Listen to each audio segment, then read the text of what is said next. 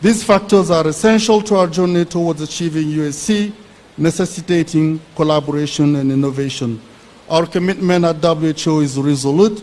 We stand by Kenya's side, offering our expertise, knowledge, and global best practices to bolster your health care systems. Together, we will forge ahead, driven by the vision of UHC. In this moment of celebration and reflection, let us renew our dedication to UHC and the principles of equity and access for all. As we applaud Kenya's remarkable journey and milestones, let us also celebrate our shared commitment to a healthier and more prosperous future for all Kenyans.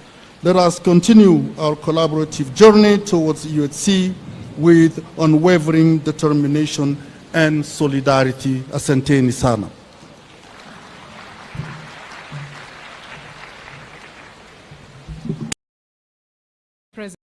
President of the Republic of Kenya, our CS, Madam Susan Nakumicha, CS, Madam Labor, Madam Bore, and all protocols observed. Good afternoon.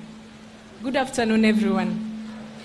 Your Excellency, allow me to first recognize my colleague, PS Kimutai. Please move to the crowd. We have had sleepless nights working on this project, and I am glad that this is the day that the Lord has made. Hata mvua imenyesha. Allow me to recognize the CEO and Secretary, Public Service Commission, Dr. Simon Rotich. Allow me also to appreciate that Her Excellency, the First Lady of the Republic of Kenya, sent a representative because she's away, Dr. Chumo.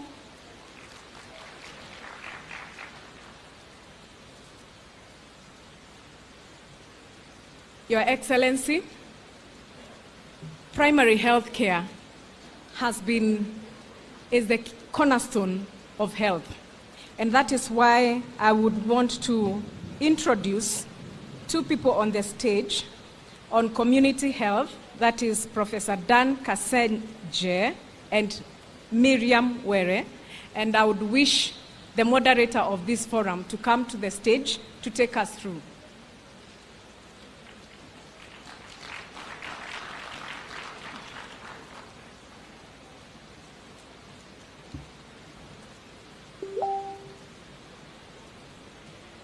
I would want to say that PHC is Integrated Comprehensive Services, which promotes equity, ensuring no one is left behind.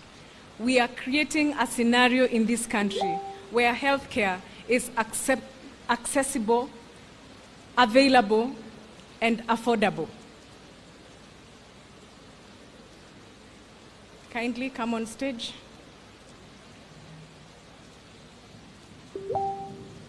And community health services places all this at the center stage, at the household and at individual level. We are making a shift from curative to preventive and promotive. Please. The moderator is going to take us through this short session.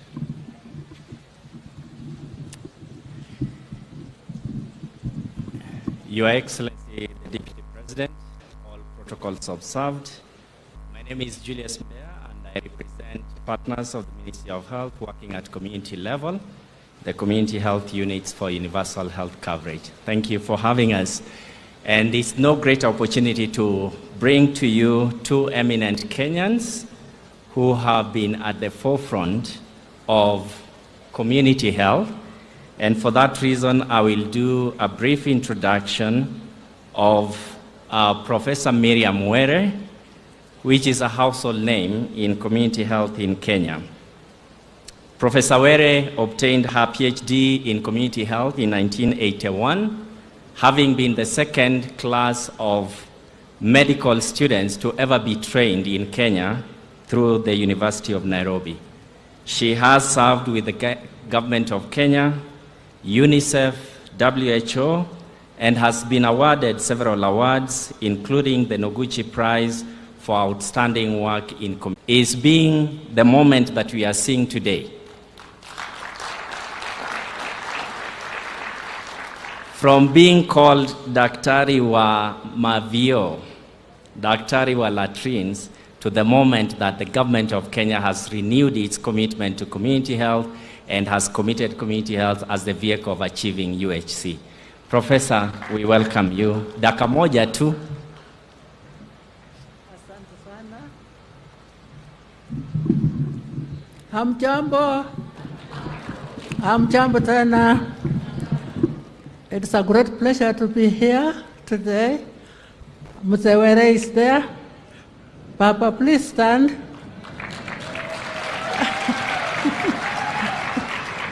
He has been on this journey of primary health care with me for the last 70 years or so, because when I went to train as a medical doctor, everyone thought I was going to be in a hospital.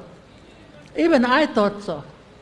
Until in the process of studying medicine, sorry, wakubwa wangu, Your Excellency, the President,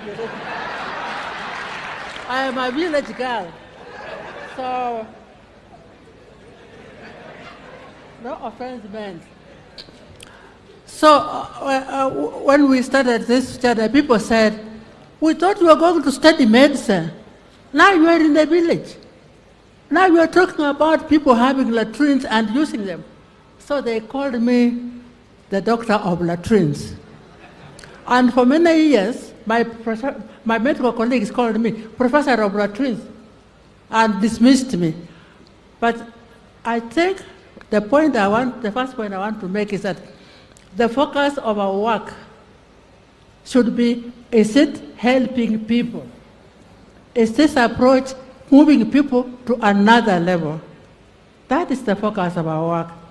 So whether I was a doctor of latrines or whatever, it didn't bother me so long as I saw that diarrhea was going down, children were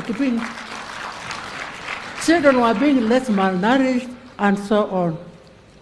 So this is the approach that I think we should, and I'm very happy to be here today because I can see that the leadership of the Ministry of Health is pushing the approach to improve health services.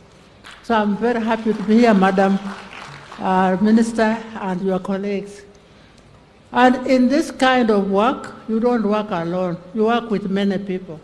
And one of the people that I have worked with over the years, he's a little younger than me, or is it a lot younger than me? I don't know his age. I am 83 years old myself. I don't mind sharing my age. And has been Professor Kasaje. And I particularly appreciate the fact that he has taken the training program for people to manage community health services as his priority. While I took my priority as getting the implementation of community health and primary health care, I thank God that my younger brother here has taken the preparation of health workers to carry on that work. So all I can say is all the best. Kenya is on the right footing. Madam Deputy President and all the leaders. Madam Deputy President. We are on the right road. And in spite of age, some of us are still prepared to work very hard so that Kenya makes it to health for all by next year. Why not next year? Thank you very much.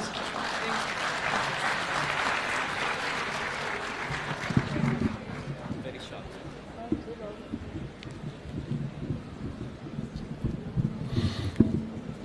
Your Excellency, the Deputy President,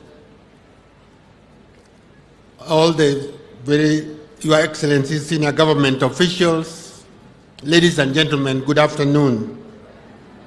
It is indeed a very great pleasure to share the podium with my senior sister and friend, Professor Miriam, as we celebrate together with you what we have been laboring for over many, many years. So this week we gathered to celebrate the commitment of our government to ensuring that access to health is available to everyone without distinction, recognizing that it is indeed enshrined in our Constitution that health is a fundamental constitutional right. And so we gather then to celebrate together with our leadership, guided, of course, by the many declarations that our WHO colleague outlined for us. The declaration at Alma-Ata and the declaration at Astana in 2018, highlighting some of the pillars that must be included in any program or system that will make healthcare accessible for all. The first one being, of course, focusing on equity, which is ensuring that everyone has access to achievable health that they need at every stage in their lives. The second one being that this requires inclusive participation, and therefore the training of CHPs and the educating communities to be able to effectively engage in health improvement is a very important strategy that must be included. The third, of course, is the multi-sectoral collaboration and partnerships in order that we can work together across the sectors to ensure that we create an enabling environment in which people can achieve and maintain good health. Of course, we are committed to the provision of the essential package, knowing that our non-communicable diseases is increasing and the burden for care is far beyond what health facilities can provide. And therefore, we welcome really the commitment to include the CHPs in the provision of healthcare at community and even household levels. Thank you, and may God bless you as we continue to celebrate together.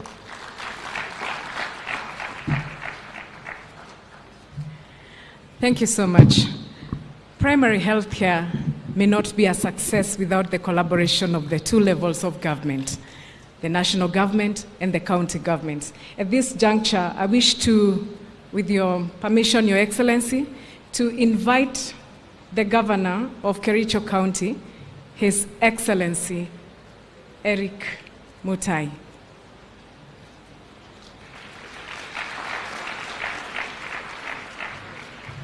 Mambo ni matatu, accessible, affordable, and available. Thank you so much.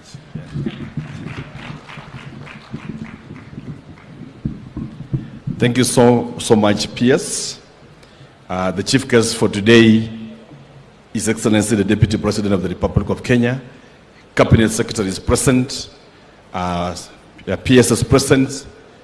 All the participants, once again, good afternoon. It gives me a lot of pleasure as the governor of this great county of Kericho to welcome you to this historic event. Indeed, today we are celebrating a huge milestone never witnessed in the history not only of Kenya but also in Africa as a whole. Your Excellency, I want to commit before your presence that being one of the good scholars around, Kenya is a pioneer on these directions we are taking on universal health coverage. Indeed, for a decade, Africa has been riddled with three issues. The biggest one has been poverty, the second one has been disease, and the third one has been ignorance.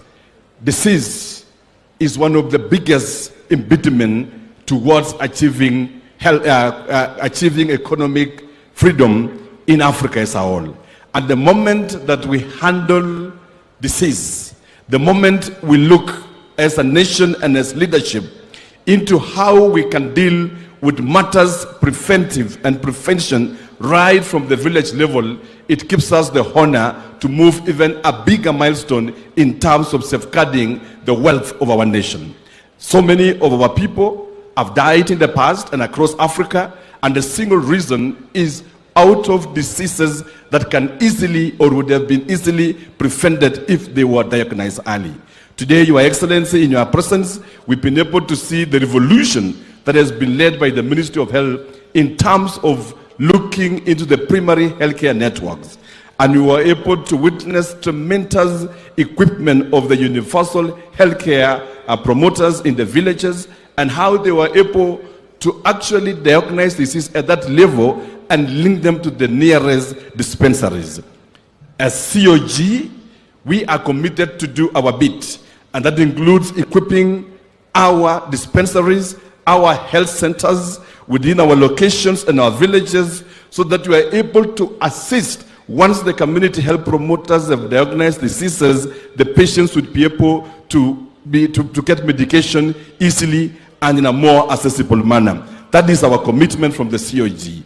Secondly, Your Excellency, we are committed as devolved units to ensure that we regularly stock our health facilities.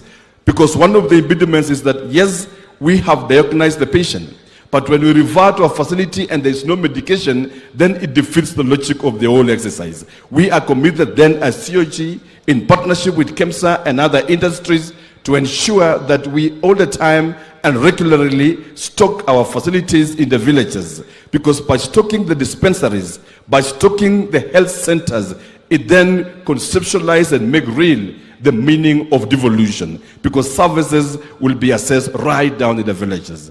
Lastly, Your Excellency, we are also committed as county governments to ensure that we provide ambulances in all our sub-county facilities and also within the health centers at the ward level, so that in case of referrals, then the patient is not again tasked with the pain of hiring taxis or vehicles, but we are able as government to support them to transport to the nearest facility. All this will sum up to speaking and giving voices to the vulnerable who would have actually lost their lives out of simple diseases that could be handled at that level. As I conclude, we have again witnessed today tremendous innovations that exist within our country.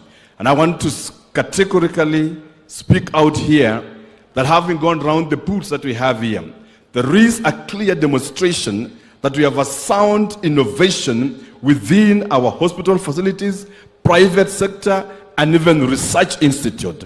Our ask as Kericho County is to enable us to also operationalize and run a research institute on cancer, because cancer is so much prevalent in South Rift, especially throat cancer. And we are going to be seeking partnership from the Ministry of Health and in your office to be able to actualize and have a vibrant research center for cancer. I wouldn't want to forget that today we've been able to launch an ICU center at Kapkatet. This was fully funded by the national government. And this is one of the rarest or one of the only ICU centers that you can have around level 4. This also goes a long way in aiding referrals so that you don't need to travel far distance to get ICU for patients. I'm glad to also announce that as a county government of Kericho, today we have an active site for production of oxygen. In the past, we used to go and purchase oxygen from Kisumu. And in the process, we could lose a patient in the process because of the distance. But today at Kapkatet Hospital and also at our referral in Kericho, we are producing sufficient oxygen to run the ICU facilities. Your Excellency, after this function, you will be creating for us one of our monumental achievements in office with this one here as Kericho County government. We've been able to build a basic oncology unit, and we've been able to equip. This will speak on matters breast cancer, speak to matters of early screening that has been killing our people devastatingly. And we'll be glad today that you'll be able to launch for us that center so that it becomes operationalized going forward. Last, another list is that feel welcome, feel loved at Kericho County. Sample the best of this county. Make sure that you take tea, and we'll be able also to supply, mobile vendors of tea, so that you sample the best of our tea. Around Kapkatet here, we have fresh food at a place here called Vienna. There you can get some quality nyamachoma, some quality isagek, which is alternative medicine, and also the only rare delicacy called mursik, Your Excellency. It is the only substance that is well brewed across the world. Even Europe has never discovered the science behind it. But we have the science here, Your Excellency. And we feel welcome that we partake of all this as we stay in Kericho. We look forward to having all of us at Mashujaa, and we want to thank you so much, dear Excellency Deputy President, for making Mashujaa happen in Kericho. Almost 90% of why we have this event today is because of your singular effort to push for it to happen. And we really want to appreciate your goodness and your grace for enabling it to happen. As usual, PS, we have a little problem. Permit me to introduce, I will not ask him to speak, the members of the County Assembly of Kericho County and the citizens that are here. And your colleague. And of course, I'll share 1 minute to him so that we proceed. So with your permission, I know the program, this is a state function, and we would have said so many other things, but this is a very tight time for a politician, because I ask God to work on my tongue, so that whatever I say is seasoned and flavored to meet the occasion. And thank you, I've been guided by the Holy Spirit. So with that, I'd like just to introduce our members of the great County Assembly of Kericho, who through their efforts, they have made a success. Kindly stand where you are, so that I just introduce you in the interest of the protocols of the program. We have our majority leader in the Assembly of Kericho, the Honorable Philip Rono. Asante sana, I know we'll have a time to speak when you are in Kericho. We have our host MCA, our good brother Amos Birir. Thank you so much, host MCA Birir. Asante sana. We have Mheshimiwa, we call him Broga, but he's a very good blogger. His name is, he comes from the Bosoni Quad. And we have Mheshimiwa Cheptoo from Bomet County, our neighboring county. We have the only elected woman MCA in Kericho County, Mheshimiwa Anita Asante sana. We have Mheshimiwa Bafina, I think, from Kunya. Thank you so much. We also have Mheshimiwa Gabriela from Tebesonik, Asante sana. We have also Mheshimiwa Irene Chebet, who is the leader of Women Caucus in the Assembly, Asante sana. We have Mheshimiwa Etna from Belgut. Thank you so much for coming. We have Mheshimiwa Cheska from Litei. Thank you so much for coming. And you have Mheshimiwa, that is Nyesha from Bomet, and you are saying thank you so much. With that, you are tuko na aspiring women rep in Bomet County called Cherono. Makofi kwake. Asante sana Cherono. Utaongea baadaye, asante. We have Mheshimiwa Philip Mesto. Thank you so much for being around, and God bless you. And we have Mheshimiwa Sirinjit from Jeborgei. Thank you so much, and you are welcome. I also want and accept this. We have, oh, right here. We have, where? Yeah? Bomet. Who? Thank you so much, Chief. We have Mheshimiwa Dominic from Kabyanga Ward. Thank you so much for being around. We have the Chairman of Health. You will be having a session, a panel session to represent the whole assembly tomorrow. Mheshimiwa Maji, thank you so much, and God bless you. We have our Vice Chairman in Health Committee, Mheshimiwa Moses. And we have our brother and one of the senior MCAs, Mheshimiwa Tarimbo, and God bless you. Aye. And the Speaker of the Assembly was here. I hadn't seen him. We have also our Speaker of the County of Assembly, Dr. Patrick Mutai, and you're welcome so much, my brother. Because of the unfairness of time, permit me, our brother, Excellency DG, just to also introduce you where you are, so that I will not be killed by this state function. You know, we'll say others already in Kericho. We have our lovely brother and our able Deputy Governor of Kericho, His Excellency Engineer Fred Kirui. Asante sana. Before I end, Your Excellency, just to share in my minute, I want to welcome Professor Barchok, our colleague Governor of Bomet, just to say one word. She wants to say one word, this hustler, and the upcoming women rep, so maybe.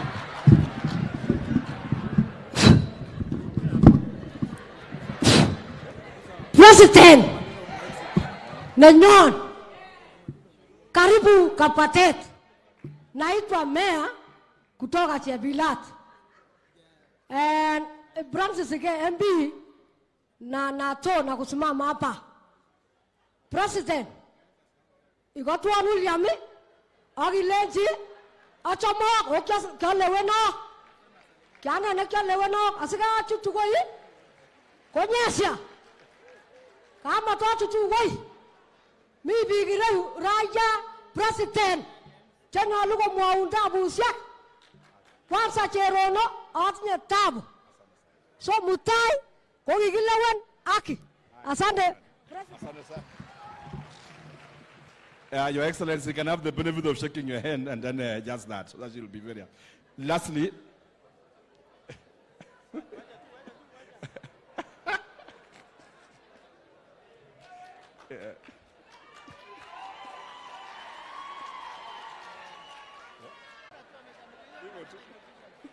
Asante sana. We are behind you and the President, and we are very loyal, sir. Governor and Council of Governors, kama vile mwenzangu ameelezea, we are committed kushikana mikono na national government so that we can achieve that promise that we gave to the people of Kenya. Lastly, Your Excellency, as my colleague has mentioned, mambo ya kansa, hasa eneo hili letu la South Rift, iko juu sana.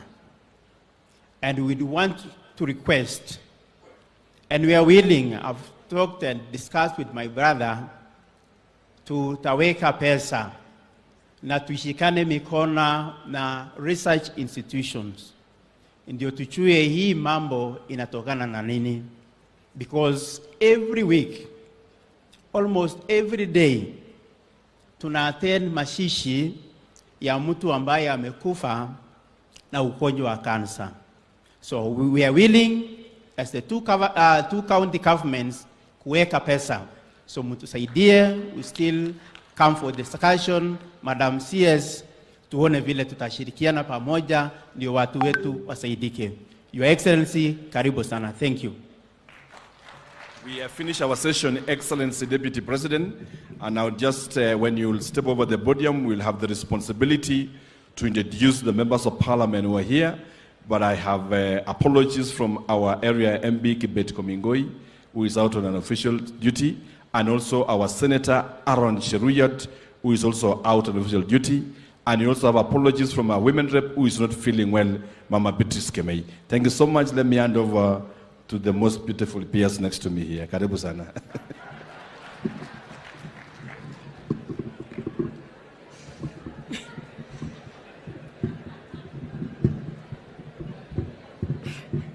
With your permission, Your Excellency, I want to invite my boss and the CS, the Cabinet Secretary for Health, so that she may address us, and thereafter invite you, Your Excellency. Available, affordable, and accessible health. Karibu.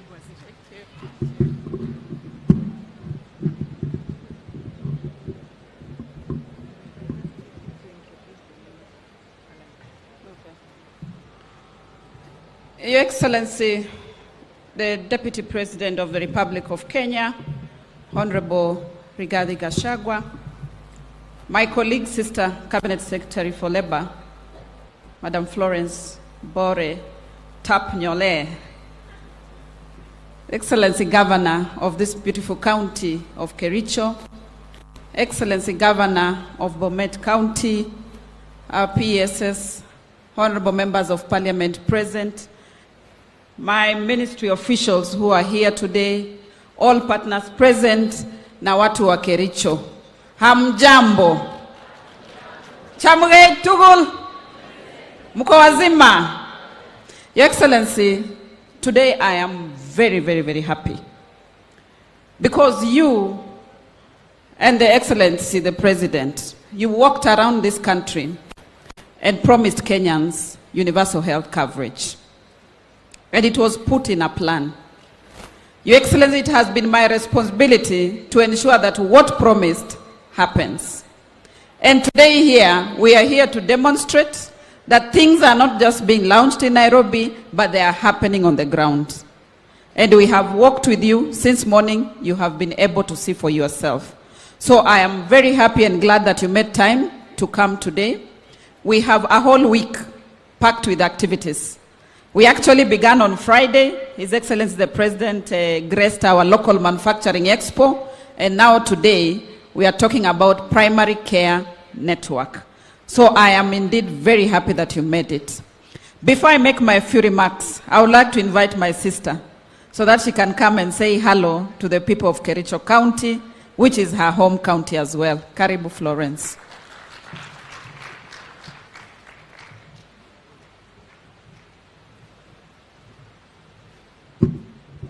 Thank you, my sister. Your Excellency, the Deputy President of the Republic of Kenya, Honorable Rigathi Gachagua, my sister, the CES for Health, Susan Nakumincha, our Governor Kericho County, the Governor for Bomet, the two PSs, PS Kimtai and PS Modoni, and the rest of us who are here today. Let me say I'm very happy in what my sister likes saying, because of all government approach.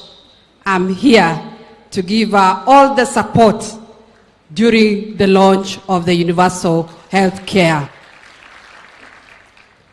We've gone round with His Excellency, and I have few picks that I have seen with this universal health care. That in UHC, there is unity.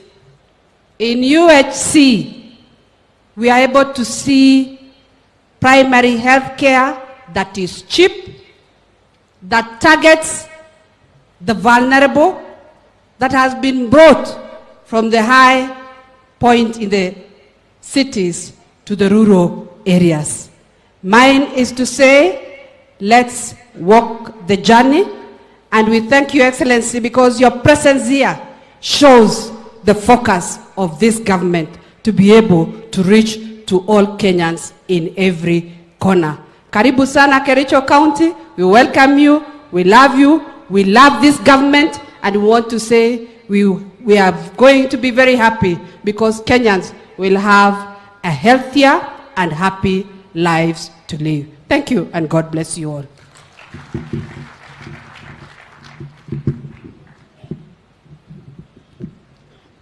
Your Excellency, in universal health coverage,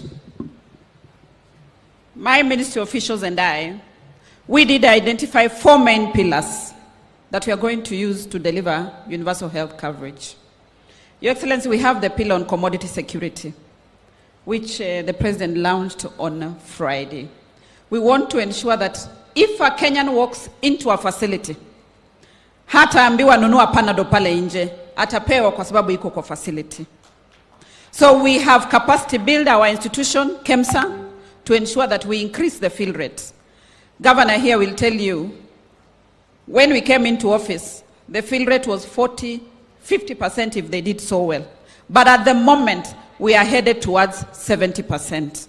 And our plan, Your Excellency, is that in be at 80%, headed to 100% in the next 6 months. And Your Excellency, we are supporting local manufacturing. Many people think that it's a joke, but they were able to showcase. And we have many, many manufacturers who have products here. And since we are deliberate, Your Excellency, the last tender that was put out by KEMSA, worth 5 billion, 2.5 billion, was ring-fenced for local manufacturers. That is how intentional we are. So we are moving very well on that pillar. Your Excellency, our second pillar, which we started discussion last week and shall be progressing through this week, is on our human resources. All the equipment. You can have a perfect building, but if you don't have a health worker, it doesn't work. So we shall also be discussing how best do we have a motivated health workers and how do we manage them. We shall also be discussing the whole life cycle of a health worker, starting from production. And that corner there, Your Excellency, is one of our production units for health workers, Kenya Medical Training College. We are discussing how they move from there up to the time they work and up to the time they exist. Since we have been in office, Your Excellency, we have been able to inaugurate the Kenya Health Human Resource Advisory Council that was non-existent despite being in the Health Act of 2017. It is only until 2022-2023 that we inaugurated it, and we believe that it's going to be a game changer. Your Excellency, our third pillar is on digitization. You have been able to witness for yourself that we have begun at the bottom, which is the essence of this government, bottom up. The community health promoter has a gadget, and I want to thank our partners, Safaricom. They have been able to support us on that. And Your Excellency, the best thing about those gadgets is that they're locally assembled. Hatujaleta kutoka mahali pengine, ni za hapa Kenya. So it's a demonstration that we are also supporting local manufacturing for digitization. Your Excellency, we are working together with our other partners that have supported us, WHO, USA, to ensure that we put people into a primary care network. And that is how you saw Mr. Emmanuel CNA's name from his village to the health facility to Kapkatet sub-county. His name was there because we are able to leverage on digitization. Your Excellency, this digitization will create visibility for us. You know, kumekuwa na wakora wengi, wale wanafanya health inakuwa very expensive. But this digitization is helping us on health commodity management. You are able to see the items at the level 3 facility. We saw the items at the sub-county, and I'm sure even at the county hospital, we are going to be able to see movement of products. Your Excellency, the last pillar, which I think is the most important, is the social health insurance. What we are going to do for Kenyans to ensure that each Kenyan can access health services without suffering financial loss. And I really want to thank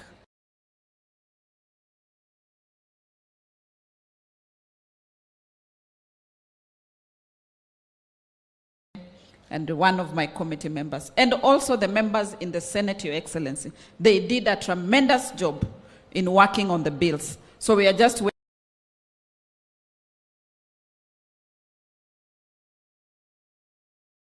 Of this country has changed.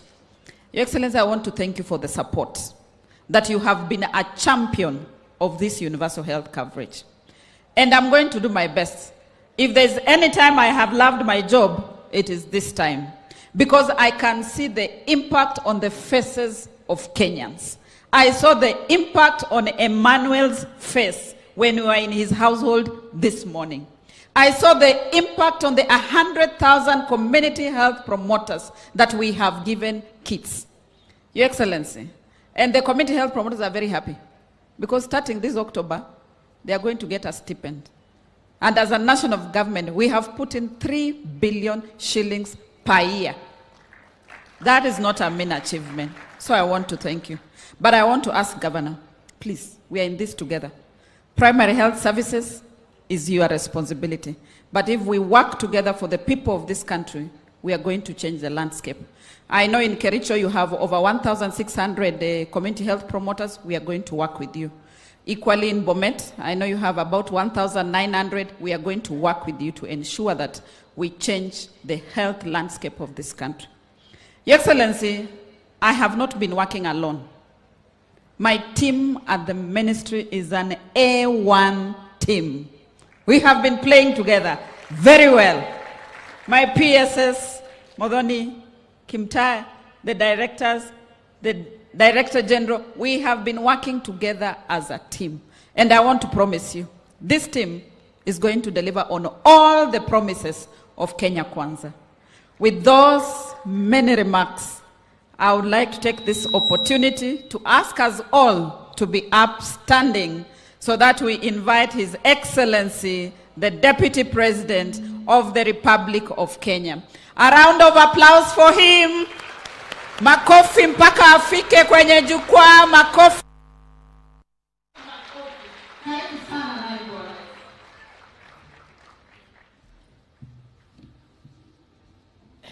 Thank you. Please be seated.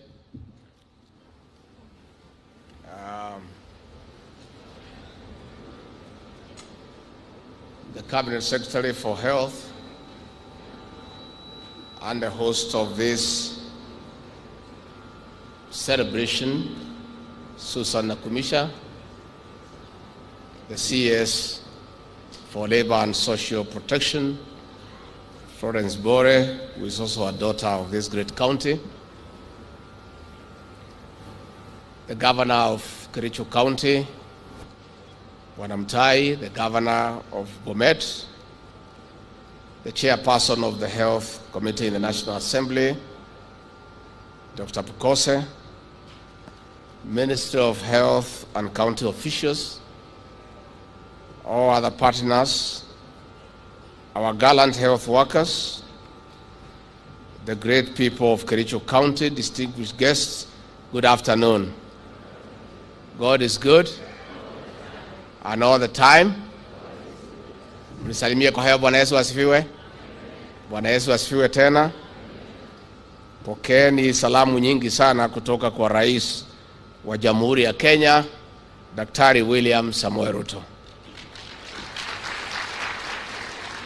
Our President is away in the Republic of China on official duty, and he sends his warm greetings and love for the people of Kericho and the neighboring counties. Before I say one or two things, let me introduce the members of the National Assembly who came with me. We have Dr. Pukose, is the chairman of the Health Committee in Parliament and a member of Parliament for Endebess in Trans Nzoia County.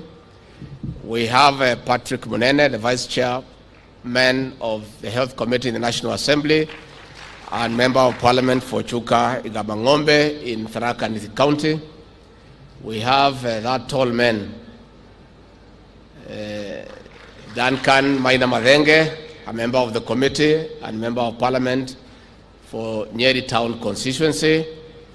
We have the Honorable Ken Aramat, the member of Parliament for Narok East and the chairperson of the Energy Committee in the National Assembly.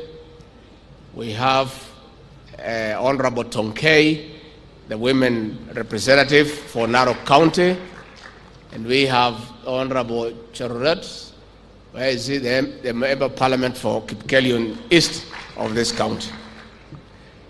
Ladies and gentlemen, we meet here today under the theme Universal Health Coverage, Afya Nyumbani, a few days after our president flagged off over 100,000 community health promoters to work in our 47 counties.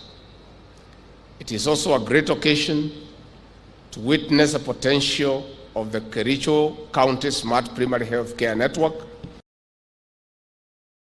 to transform healthcare service delivery through digitization of data. I congratulate Governor Mutari and his entire team in establishing this digital system. It already defined how we work for our people. Indeed, integrating digital technology is one of the best strategies of ensuring efficiency and effectiveness in service delivery.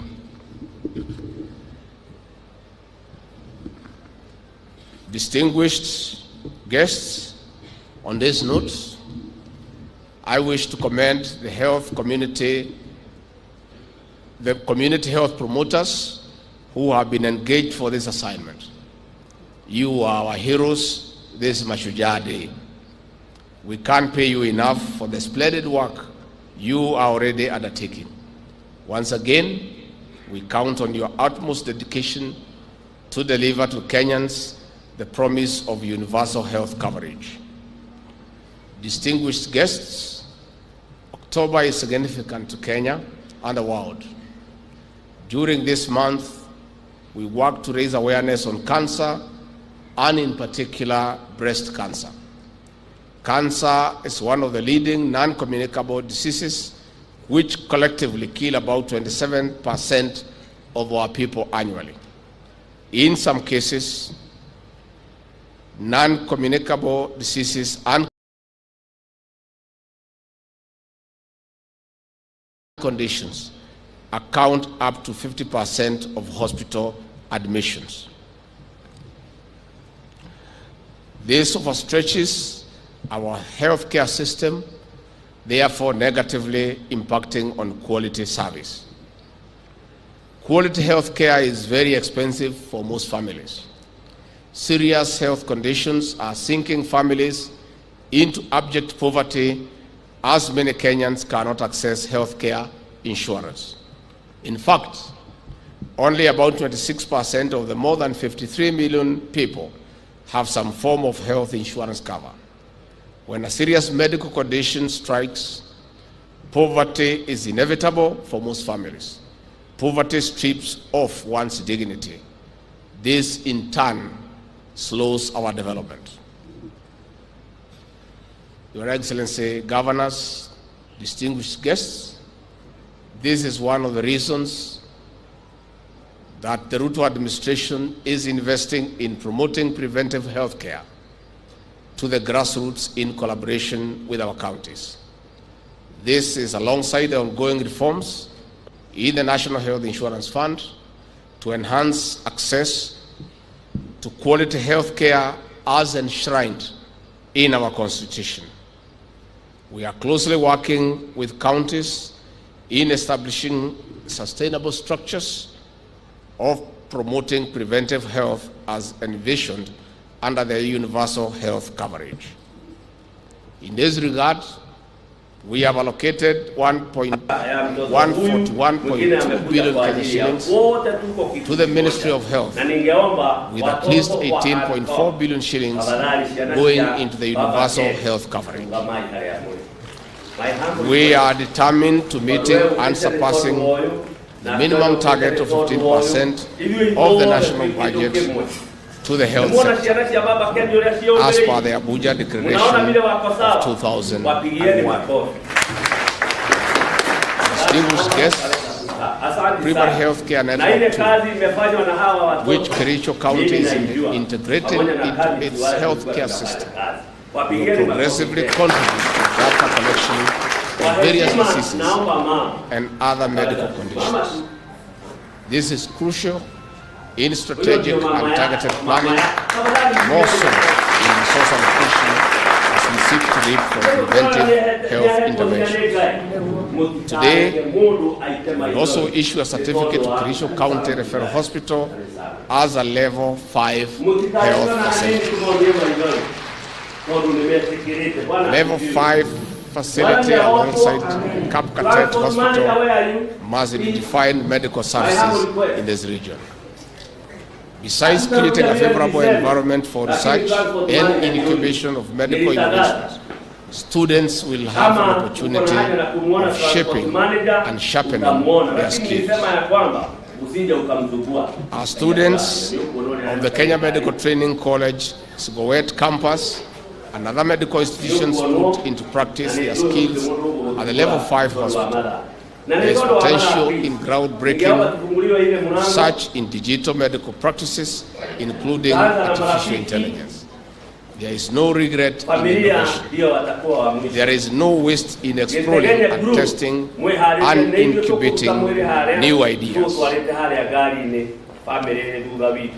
While such institutions may not have top-notch facilities, we must leverage other research institutions like the Kenya Medical Research Institute in nurturing ideas to medical breakthroughs. Furthermore, integration of the electronic community health information system and other digital platforms require more research to improve and sustain such structures. Distinguished guests, as we raise awareness on testing and treatment of breast cancer this month, screening has been seen to contribute to reducing mortality by between 25 and 39% for the last decade. While we are registering such progress, we note that 1 in every 9 men in sub-Saharan Africa, Kenya included, is a potential candidate for prostate cancer. In this regard, I challenge the stakeholders herein to also elevate awareness.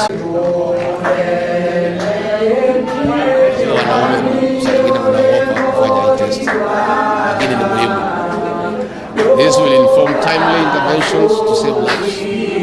Some countries have adopted September as the prostate cancer awareness month. We are ready to engage and propel such life-saving conversations. On this note, I wish you a successful pre-Mashujaa Day celebration. Asanteni sana. Mimi nashukuru sana kufika Kericho tena wakati conference ya majani chai ambaye tulianza mabadiliko katika sekta ya chai. Bonus ambayo imelipwa siku chache zilizopita inaonyesha ya kwamba tumeanza kuvuna matunda ya mabadiliko kwa sekta ya majani chai. Tunaendelea na mabadiliko katika sekta ya maziwa. Lengo letu kama serikali kwamba lita moja ya maziwa isipungue shilingi 50, iwe ni 50 kuelekea 60. Lakini katika sekta ya kahawa tumekuwa tunang'ang'ana kuongezwa rais wetu wa Ruto kutoa shilingi bilioni 4 ya kulipa wakulima wa kahawa, advance ya shilingi 80 wakingojea zingine ile tutauza direct bila kupitia hao watu wa katikati. Nataka niseme tunapongeza waziri wetu wa afya na timu yake kwa kazi nzuri. And I want to say for the guidance of we have many challenges as a government because the situation we find ourselves in, the kind of economy that we inherited, the global challenges that are affecting each and every country. But in our 5 pillars in the Kenya Kwanza plan, it is obvious and it's clear that within the next 6 months, the fruits of the great work done by the CS, na hivyo yale yote tuliahidi, matunda ya kwanza kwa Kenya ni mabadiliko katika sekta ya afya. Serikali yetu ikishikana na counties imetoa program ya 100,000 community health promoters ambayo wamepatiwa vifaa. Leo hapa Bureti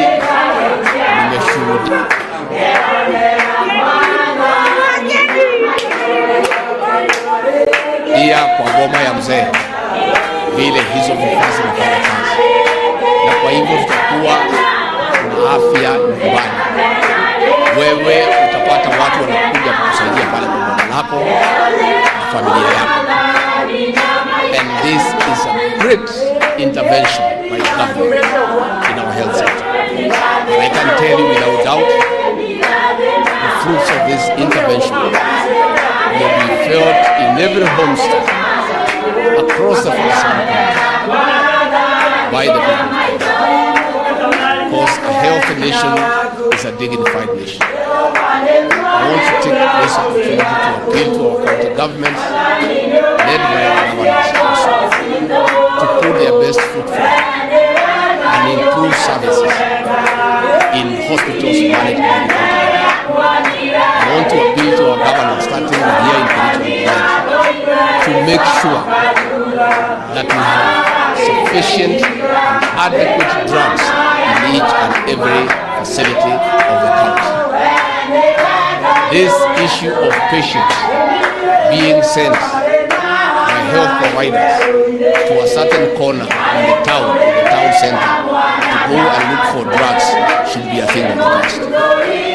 And with this digital system of monitoring drugs in the dispensaries, in the health centers, in the level of hospital, in the level 5, the governors and the officials working under them should make sure, working with KEMSA, that at any one time we have sufficient drugs available in all health facilities to assist the people. Tutakuwa na sherehe kubwa ya Mashujaa Day hapa Kericho, katika Green Stadium.